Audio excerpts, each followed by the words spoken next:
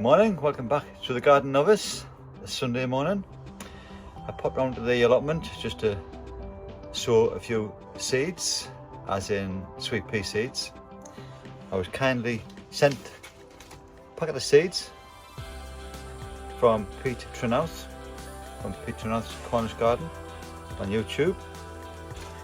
He kindly sent me a packet of his saved heirloom sweet peas, which I'm going to share with Ian and Emma from our allotment journey further down the site.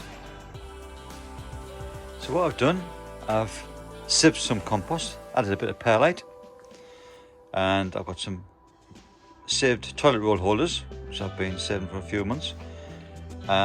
Filled them with compost, put them into a mushroom tray.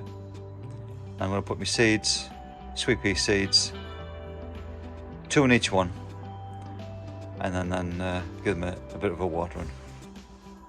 So that's it. Sweet peas are sown in the toilet roll holders, sprinkled with some vermiculite and sprayed with some water. All in now, just to put a label in.